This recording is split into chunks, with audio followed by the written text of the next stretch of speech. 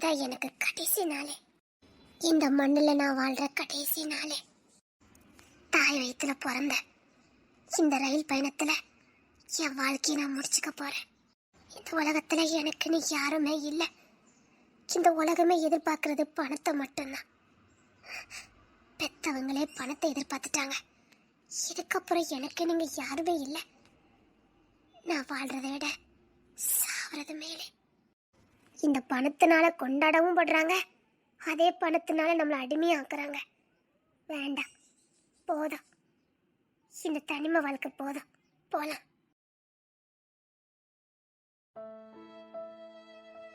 இங்க எது குதிச்சா சரியா இருக்கும்.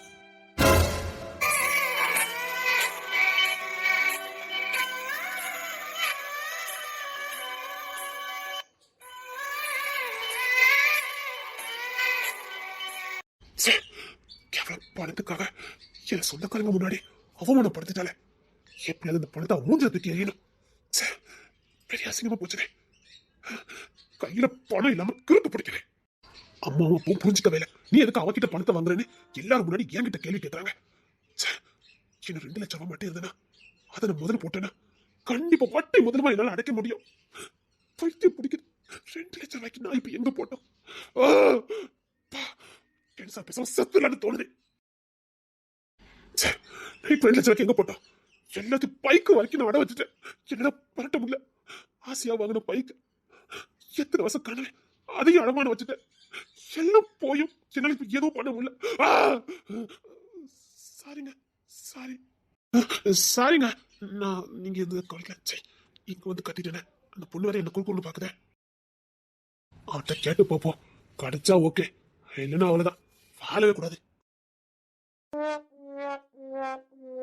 இல்ல 2 லட்சம் ரூபாய் கிடைக்கணும் பாக்கணும். இல்லடா ஏதாவது முடிவு பண்ணிடணும். சாரி, டிஸ்டர்ப் பண்ணிட்டேனா? இல்ல, ஏதாவது பிரச்சனையா என்ன? எப்படியும் பணம் கிடைக்க போறதில்ல. எப்படியும் சாகதான் போறோம். இந்த பொண்ணு கிட்ட பேசுவோம். அது வேற ஒண்ணும் இல்லைங்க. எங்க அக்கா ஒரு 2 லட்சம் ரூபாய் கொடுத்தா. சரி. நானா கடனை கேட்கவே இல்லை. எங்க அக்காவா தான் எனக்கு கொடுத்தா. தம்பி மேல உள்ள பாசத்துல வலிய கொடுத்திருக்காங்க. வேற எதுக்கு உங்க அக்கா திட்டிட்டு இருக்கீங்க? நீங்க வேற. நான் ஒரு பிசினஸ் ஆரம்பிச்சிருக்கேன். அதுல எங்க அக்கா மாப்பிள்ளைய சேர்த்துக்க சொல்லி எங்க அக்கா என்ன பலமுறை சொல்லிக்கிட்டே இருந்தா. ஆனா எங்க அக்கா மாப்பிள்ள ஒரு வேலை செய்ய மாட்டாரு. சரி. அத பணத்தை கொடுத்தா எப்படி நான் எங்க மாமா சேர்த்து தானே ஆகணும். அதுக்காக இந்த பிளான் போட்டு கையில கொடுத்தா. எனக்கும் பணம் தேவைப்பட்டுச்சு. சரி, அவர் வேலை செய்யறானே. அக்கா பணத்தை கொடுத்துருக்காளே, அது எப்படியும் வெளியில வாங்கினா வட்டி கட்டி வாங்கணும். எல்லா கணக்கும் ஒண்ணுதானேன்னு வாங்கினேன். சரி, உங்களுக்கும் லாபம், உங்க அக்காளுக்கும் லாபம். இது என்ன பிரச்சனை? என் பிசினஸ்க்கு இன்னும் எக்ஸ்ட்ரா 2 லட்சம் ரூபாய் போட்டா 10-15 லட்சம் ரூபாயா ரிட்டர்ன் வந்துடும். அதுக்காக நான் என்னெல்லாமோ பண்ணி பார்த்தேன், முடியல. பிசினஸ் இருந்து வர வேண்டிய பணம் கொஞ்சம் டிலே ஆகிட்டே இருக்குது. அக்காவுக்கு சந்தேகம், பணத்தை வாங்கிட்டு தம்பி ஏமாத்திட்டான் நானு. அதனால நேற்று எங்க குடும்பத்துல ஃபங்க்ஷனு. அங்க வச்சு எல்லாரும் முன்னாடியும் வெட்டி பைய, பொறுப்பு இல்லாத பைய, உன்னை நம்பி என் பணத்தை கொடுத்தேன் பாரு, அப்படி இப்படின்னு எல்லாரும் முன்னாடியும் கேட்டுட்டா. எங்க அம்மா அப்பாவுக்கு கோவம். அம்மா அப்பா ரொம்ப நல்லவங்க. எங்க அம்மாவும் எங்க அப்பாவும் ரொம்ப நல்லவங்க. அவங்க எதுக்கிட்ட அக்கா கிட்ட வாங்கின போய் தானே அக்கா ஒன்று அசிங்கப்படுத்திட்டா. அப்படி இப்படின்னு திட்டினாங்க. அதான் ஒரு பைக் வச்சிருந்தேன் ஆசை ஆசையா. என் பிசினஸ்ல முத எனக்கு கிடைச்ச லாபத்துல எனக்கும் பிடிச்ச பைக்கை வாங்கியிருந்தேன். அந்த பைக்குன்னு எனக்கு ரொம்ப உசுரு. எனக்கு அந்த பைக் ரொம்ப பிடிக்கும். அத அவசரமா வித்தேன். என் ஃப்ரெண்டு தான் வாங்கினேன். 1 லட்சம் ரூபாய் இந்த பைக்கை வாங்கினேன். வெறும் 30,000 ரூபாய்க்கு வாங்கியிருக்கான். 1 லட்சம் ரூபாய் பைக்கு 30,000 ரூபாய்க்கு கொடுத்தீங்களா? என்ன பண்ண, மானத்துக்கு முன்னாடி ஆசையா தூக்கி தானே எரிய வேண்டியிருக்கு. அதான் 30,000 ரூபாய் கிடைச்சது. அப்படி இப்படின்னு ஒரு 70,000 ரூபாய் பரட்டு 1 லட்சம் ரூபாய் தான் சேர்ச்சுது. அதான் தெரிஞ்சவரை பார்க்க போய்கிட்டு இருக்கேன். மொத்த அக்கா கடனை அடிச்சிடணும். அதான் போய்கிட்டு இருக்கேன். அந்த எமோஷன்ல பேசிட்டு இருந்தேன், அதான் கத்திட்டேன். சாரி, உங்களை நான் ஏதாவது டிஸ்டர்ப் பண்ணிட்டேனா என்ன? அப்பலாம் இல்லையே. நான் உங்களை அங்கேயே பார்த்தேனே, நீங்க அழுதுட்டு இருந்த மாதிரி இருந்தது. இல்ல, அதெல்லாம் ஒண்ணு இல்ல. ஏதோ என் மனசுல இருக்கதை நான் சொல்லிட்டேன். உங்க மனசுல இருக்க சொன்னீங்கன்னா மனசுல இருக்க பாரம் குறையும். நான் எப்படி சாகத போறேன். இங்க பாருங்க, தைரியமா என்கிட்ட நீங்க சொல்லலாம். என்ன தண்டி வேற யாருக்காதுக்கும் போகாது.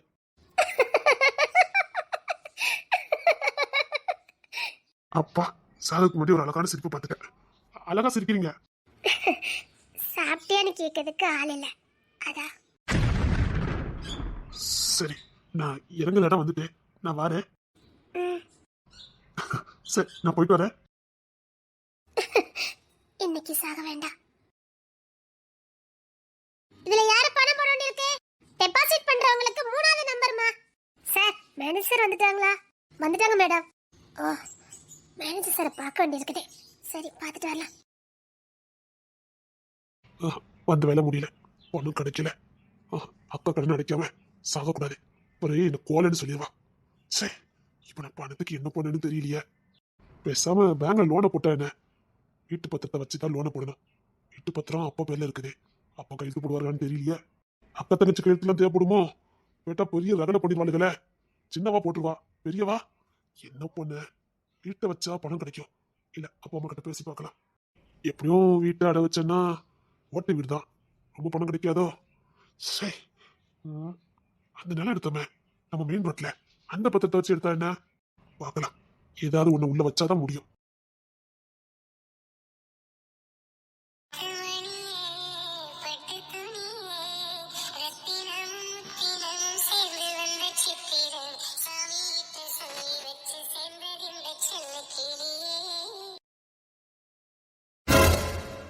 இந்த புடி சாக்கிட்டா? நான் என்ன குழந்தையா? சாப்பிடு. எதுக்காக சாப்பிட்டு? அதான் சாப்பிடலன்னு எனக்கு சொன்னீங்க. அட போங்க, நீங்களே பண கஷ்டத்துல இருக்கீங்க, இதுல சாக்லேட் வாங்கிட்டு வந்திருக்கீங்க. தலைக்கு மேல கடன் இருக்கு. இந்த 10 ரூபா சாக்லேட்ல தான் நான் குறைஞ்சு போயிருவேன் பாரு. தாங்கிட்ட இல்லாத போவே கொடுக்கணுங்கிற இருக்கணும். சாப்பிட்டியா என்ன? சாப்பிட்டேன். ஒரு நிமிஷம். என்னங்க பொடிங்க. என்னது பொடிங்க? என்னது இது? அது என்னதான் இருக்கட்டும். நேத்து போனீங்களே, என்னாச்சுது? அதுவா, போன இடத்துல ஒண்ணு நடக்கல. இன்னைக்கு வேற மாதிரி முயற்சி பண்ணலாம்னு முடிவு எடுத்திருக்கேன். வேற மாதிரி முயற்சி பண்ணிருக்கீங்களா? என்ன? பேசாம என் வீட்டை வித்தலான்னு முடிவு பண்ணிட்டேன். என்னங்க காமெடியா பேசுறீங்க? எப்படி அக்கா கையெழுத்து போட மாட்டா வீட்டை விற்கிறதுக்கு? அதுக்கு ஒரு கோல்மால் பண்ணிட்டேன். அப்படியா? உங்களுக்கு சிரிப்பா இருக்குல்ல? என்ன மாதிரி ஒரு ஆம்பளை பையனா பொறுப்புள்ள பையனா பிறந்து கடனை தலைக்கு மேல வச்சுட்டு சுத்தி தெரிஞ்சா தெரிஞ்சிருக்கும். என்ன மறுபடியும் உங்களுக்கு சிரிப்பா இருக்கு? இல்ல, நீங்க சொன்ன விதத்தை பார்த்தா சிரிச்சேன். பொண்ணா பிறந்த உங்களுக்கு என்ன? ஆம்பளை பையனா பிறந்த எங்களுக்கு தெரிஞ்சுக்கும். 16 வயசுக்கு அப்புறம் வீட்டுல சோறு போட மாட்டாங்க. 10 லட்சத்து கொடுத்தாதான் சோத்த போடுவாங்க. இல்லனா வெட்டி பையா, வீணா பையா, பொறுக்கி பையா, தண்டிச்சு ஒரு பையனு 1000 பட்டம் கொடுப்பாங்க தெரியுமா எங்களுக்கு? ஒண்ணு இல்ல, 12ஆம் கிளாஸ்ல நீங்க ஃபெயில் ஆயிட்டா அடுத்த மாசமே உங்களுக்கு ஜாம் 25 பவுன் நகையோ 30 பவுன் நகையோ போட்டு கட்டி கொடுத்துருவாங்க. நாங்க ஃபெயில் ஆயிட்டா ஹோட்டலுக்கு வேலைக்கு அனுப்பிடுவாங்க. சிரிச்சுக்கோங்க சிரிச்சுக்கோங்க. இதே பழைய ராபின்சனா இருந்தா, என்னடி சிரிக்க, தொலைச்சு கோழிக்கு மிதிச்சலடி அப்படின்னு சண்டை எடுத்திருப்பேன்.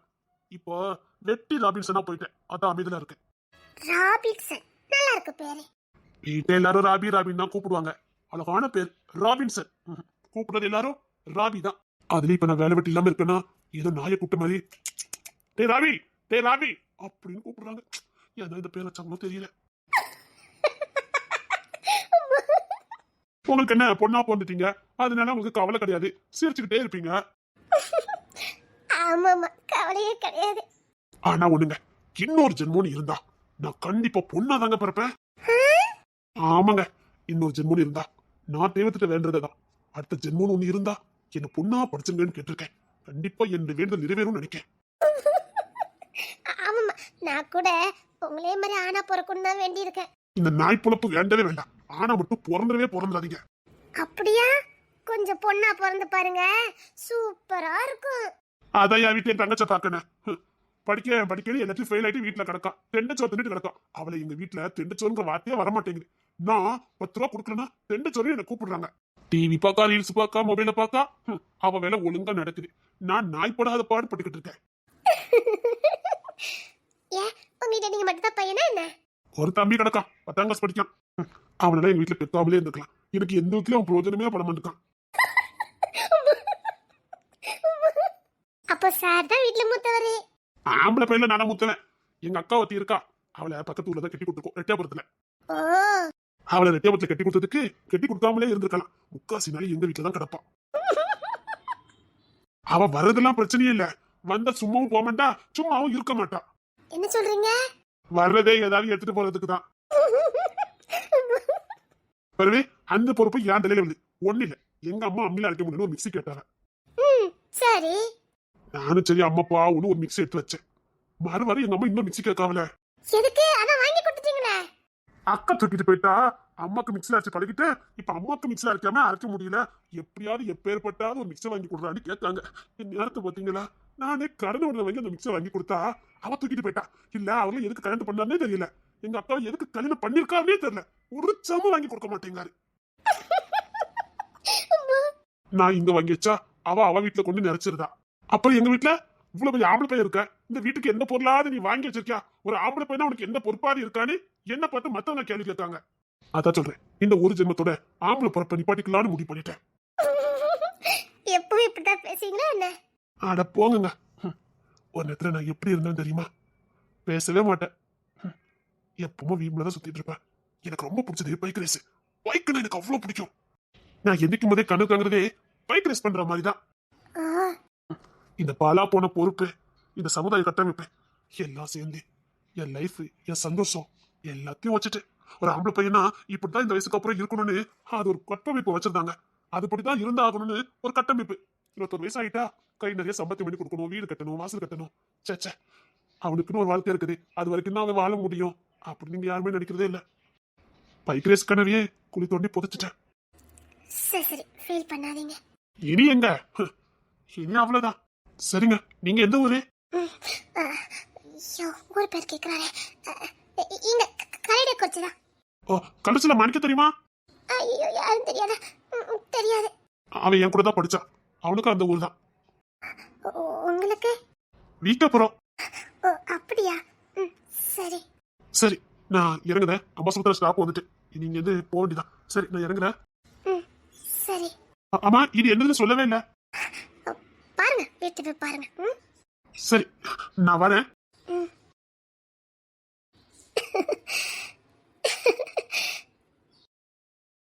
அவ்வளவு சம்பளம் வாங்குறேன், பணத்தை பூரா நீ என்னதான் பண்ணிக்கிட்டு இருக்க? சம்பள பணம் ஒண்ணு வீட்டுக்கு வர மாட்டேங்குது. சம்பளம் கொடுக்கல, கொஞ்ச நாள் ஸ்ட்ரைக் பண்ணி வச்சிருக்காங்க. 25,000 ரூபாய் சம்பளம் கிட்டத்தட்ட 6 மாசத்துக்கு மேல ஆகுது. ஒத்த ரூபா நீ வீட்டுக்கு கொடுக்க மாட்டேங்க. 3 நேரம் கொட்டிக்கிறதல்ல, கொஞ்சமாவது வீட்டுக்கு பணத்தை கொடுக்கணும் அக்கா இருக்கா? இல்ல உனக்கு தேவைஞ்சிட்டா இல்ல புள்ள குட்டி தான் இருக்கா? அந்த பணத்தை உங்க அண்ணமாருக்கு கொடுக்கலாம். மூத்தவளும் கஷ்டப்பட்டுட்டு கிடக்கான். இந்த வேலையே அவனுக்கு ஓடல. அந்த பையன் மேல உனக்கு கொஞ்சமாவது பாசம் இருக்காட்டி அந்த பையனுக்கு ஒரு 10 ரூபா துட்டு கொடுத்து உதவலாம்ல நீ? என்கிட்ட இல்லம்மா, இருக்க வரைக்கும் நான் கொடுத்துட்டேன். இப்போ எனக்கே சம்பளம் வரல, ஸ்ட்ரைக் பண்ணி வச்சிருக்காங்க. இன்னும் 6 மாசம் ஆகும். பாவம் அந்த பையன் 2 பொம்பளை பிள்ளைகளை வச்சுக்கிட்டு கஷ்டப்பட்டுக்கிட்டு இருக்கான். ஒத்த ரூபா நீ குடிக்காட்டி? எம்மா, என்கிட்ட இல்லம்மா. அந்த பையன் தான் உன் மேல அக்கறையா இருக்கான். தங்கச்சி பாவம் எவ்வாறு மைனிக்காரி அப்படி இப்படி இருந்தாலும் அந்த பையன் உங்ககிட்ட பாசமா தானே இருக்கான். அவன் பாசம் என்னன்னு எனக்கு தெரியாது. ஆமாமா, ரொம்ப பாசமா இருக்கான். வந்துட்டா இப்பதான் வரல. என்ன ஏன் கருத்து குடி வர முடியாது வீட்டுக்கு? ட்ரெயின் இப்பதாப்பா வந்ததே. வெயில தலை காட்ட முடியல. பொம்பளை பிள்ளை பெத்துட்டு தலை குடிஞ்சுக்கிட்டு அலையுதேன். இங்க பாரு, உங்க அப்பா உன்னால கவலைப்பட்டு நொந்து போயிட்டு அந்த மனுஷன். கவலைப்பட்டீங்களா? என்னமா கவலைப்பட்டீங்க? நீ இப்படி இருக்கத பார்த்துதான் ஒன்னே சம்பள பணத்தை எடுத்து கொடுக்கணும். இதே முன்னாடி காலங்கத்துல ஒரு கல்யாணம் பண்ணிட்டு போயிருக்கணும். ரெண்டும் கிடையாது. பூமிக்கு பாரமா என்னத்த சொல்ல? இந்த வீட்டை விட்டு போக விட மாட்டேங்காங்க. வீட்டை விட்டு வெளியில போனாவாதே கொஞ்சம் ஹாஸ்டல்ல தங்கி நிம்மதியா இருக்கலாம்னு பார்த்தா அதுக்கும் விட மாட்டேங்காங்க. என்ன பண்ணனே தெரிய மாட்டேங்குது. வந்துட்டா சாவதுக்கு போக்கட இல்லாம. இங்க பாரு பிரேமா, எவ முகத்துல முழிக்கவே கூடாதுன்னு நினைச்சனா அவ முகத்துல தான் முழிக்க வேண்டியிருக்கு. அதுக்கு தான் நான் இந்த வீட்டுக்கு வரதே இல்ல பாத்துக்க. ஏக்கோ, நீ இங்கெல்லாம் தனி கொடுத்தன பேட்டிய இந்த மூதேவி முகத்துல முழிக்காம ஏன் நேரம் இந்த மூதேவி முகத்துல முழிச்சுக்கிட்டே காலத்துக்கு தரித்திரத்திலே வாழ்ந்து இருந்திருக்கு. என்னத்த சொல்ல? நம்ம வாங்கிட்டு வந்து வரோம் அப்படிக்கா. இவ வீட்டுக்கு துட்டு கொடுத்து 6 மாசம் இருக்கும்ல, ஒத்த ரூபா வீட்டுக்கு கொடுக்க மாட்டேங்காக்கா. ஏதாவது சொத்துக்கிட்டு எடுத்திருக்கியா என்ன? ஏன் அப்படி கேக்கீங்க? கேட்டேன். வீட்டுக்குலாம் இப்போ ஒத்த ரூபா கொடுக்கலன்னு உங்க அம்மா சொல்லிக்கிட்டு இருந்தாவ, அதான் கேட்டேன். யாருக்கு தெரியும்? என்ன குயிலி, சொத்துக்கிட்டு எடுத்திருக்கியா என்ன? ஓஹோ, இப்படி ஒரு ஐடியா இருக்குதோ? எடுத்துருவோம். என்ன தோட்டம் வயல் ஏதோ எடுத்திருக்கியா என்ன? இல்ல. இது என்ன சாப்பிடலையா? உள்ளவா. இல்ல, எனக்கு பசி இல்ல.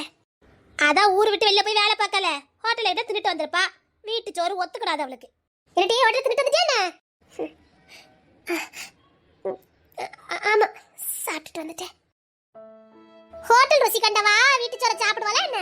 இல்ல, வீட்டு சோறு தான் ருசிக்குமா என்ன? இப்ப எதுக்கு அவளை கரைச்சு கொட்டிட்டு இருக்கியா? போய் உங்க வேலையை பாருங்க, போங்க. இத்தே நான் சொன்னது என்னாச்சுடி? என்னக்கா அத்தைக்கிட்ட என்னக்கா சொன்னீங்க?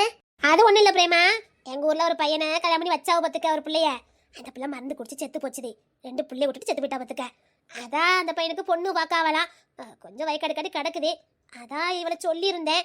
அதான் கேக்கேன். ரெண்டாம் தரமாவா? அது 2 பிள்ளைல இருக்குன்னு சொல்லல. இவளுக்கு தான் 26 வயசு ஆகுதே. இவன் எவன் கட்டுவான்? தலை எழுத்து பாட வத்தி பிறந்ததுக்கு செத்து இருக்கலாம். அப்பெல்லாம் 2 பிள்ளைல பாக்குற மாதிரிலாம் வேண்டாம்.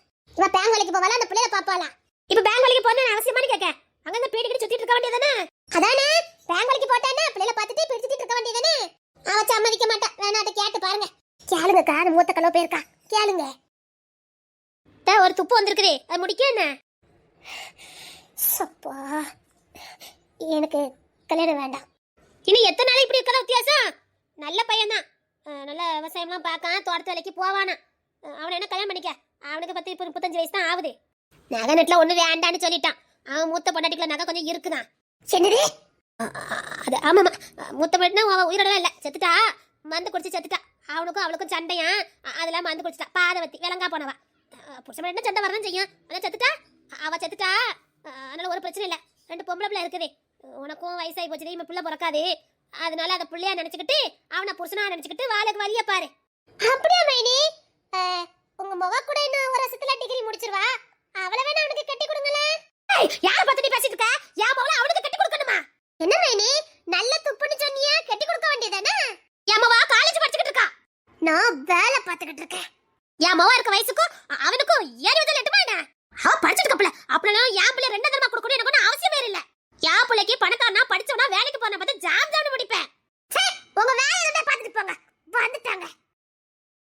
பாத்தியா பிரேமா, எவ்வளவு திமிரா பேசிட்டு போறா பாரு. இதுங்கக்கா, அவ அப்படித்தான். யாம் பிள்ளை கட்டி கொடுக்கணுமா? எப்படி சொல்றா பாரு. அவ சம்பத்தி மனோட திமிர்ல அலைதாக்கா. ஆள் இன்னும் பல பதனே இருக்கா. அதான் அப்படி பேசிட்டு இருக்கா. எனக்கு 26 வயசு ஆகுது. இனி எவன் கட்டுவான்?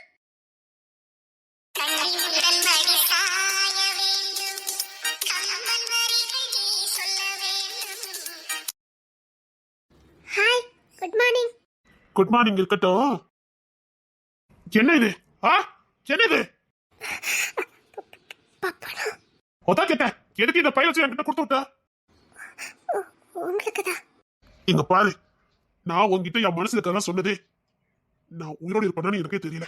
இந்த கடனை அடைக்க முடியலட்டா செத்து தொலைஞ்சுன்னு ஒரு முடிவோட இருந்தேன். என்கிட்ட மனம் விட்டு பேசுறதுக்கு யாரும் இல்ல. நான் சொல்றதை கேட்கறதுக்கு எந்த நாதியும் கிடையாது. அதனால முன்ன பின்ன தெரியல உன்கிட்ட ஒரு சின்ன பிள்ளை கிட்ட என் மனசுக்கு அதெல்லாம் பேசி தொலைச்சேன். ஏன்னா உனக்கு என்னை பத்தி எதுவுமே தெரியாது. நான் உங்ககிட்ட சொல்றதுனால எனக்கு எந்த பிரச்சனையும் வரப்போறது இல்ல, எந்த அவமானமும் எனக்கு வரப்போறது இல்ல. எதை என் மனசுக்கு சொல்லிட்டு செத்துங்க திருப்தியோட செத்து போகலான்னா உன்கிட்ட நான் சொன்னேன். உன்கிட்ட பிச்சை கேட்கறது. பணத்தை கண்டன வாயை புழக்கிற இந்த காலத்துல நானே கொடுத்ததை கூட ரோசத்துல தூக்கி எறிய வந்திருக்காரே. உங்களுக்கு இந்த பணத்தை பார்த்த உடனே எதுவுமே தோணலையா? சின்ன ஒரு பொட்டன்னு நினைச்சிட்டல, ஒரு கோலன்னு நினைச்சிட்டல, நீ கையாலாகாதவன் நினைச்சிட்டல. எல்லாம் சப்போர்ட் பண்ணி நான் இவன் சாப்பிட்டேன்டி. உன் முன்னாடி சொல்றேன், நான் என் கடன் அடைச்சிட்டு என் பிசினஸ்ல ஜெயிக்கல. நான் ராபின்சனே இல்ல. என்ன சீப்பா கிட்டல நீ. நீ வேணா பணக்காரி வந்துட்டு போமா. உன் பணம் எனக்கு ஒண்ணு தேவையில்ல. புரியுது?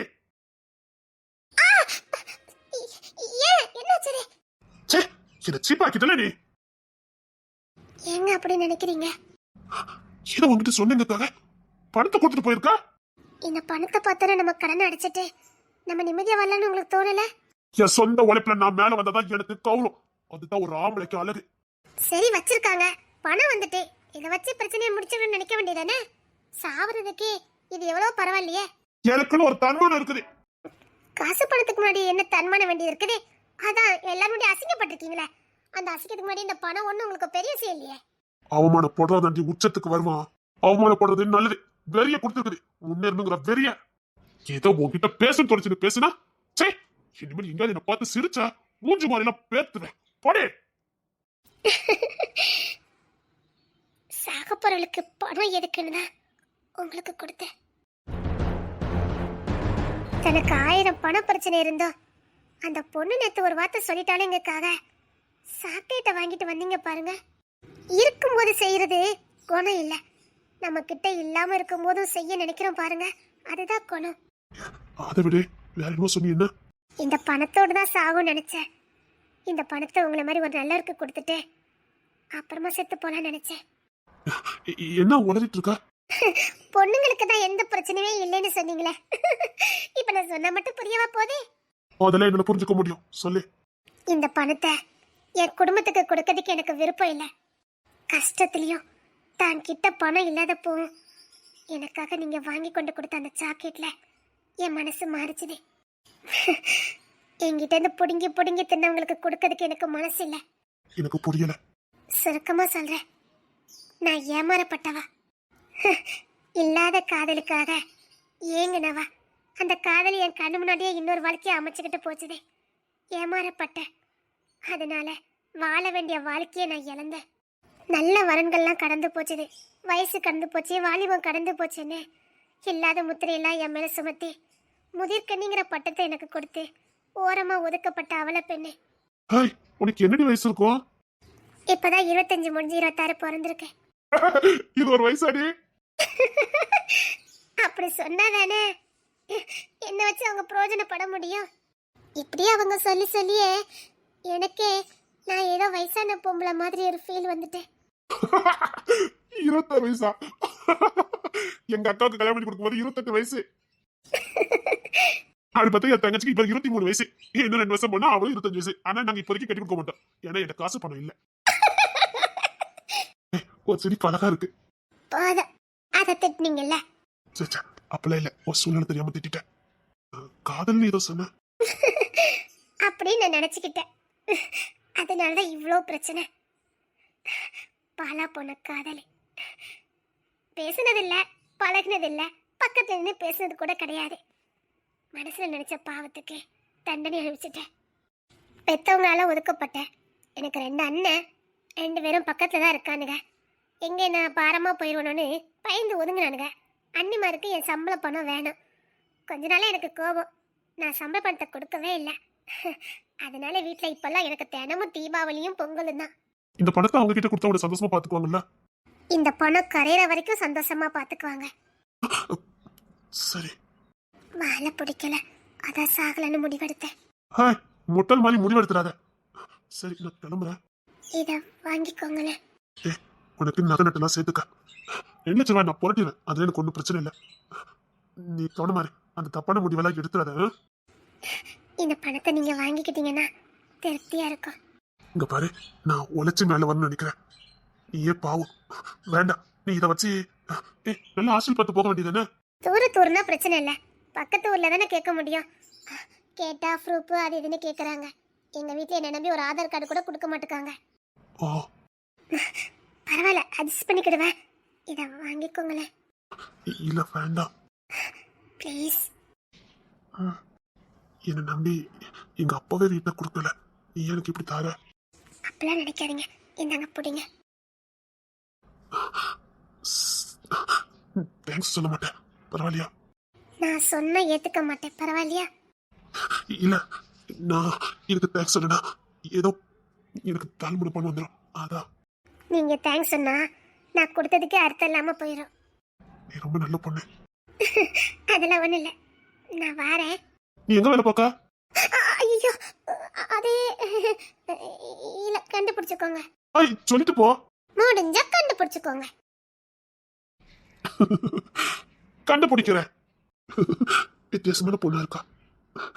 சத்தியமா இந்த பணத்தினால நான் உயர்ந்து வந்தேன்னா உன்னை தேடி கண்டுபிடிச்சு உனக்கு செய்ய வேண்டியதை நான் செய்வேன். நான் முன்னேறி வரதுக்கு எனக்கு 1 வருஷம் ஆகும். 1 வருஷம் கழிச்சு இதே எடுத்த உடனே நான் பார்ப்பேன். கண்டிப்பா பார்ப்பேன். 1 வருஷம் கழிச்சு நான் உன்னை பார்ப்பேன்.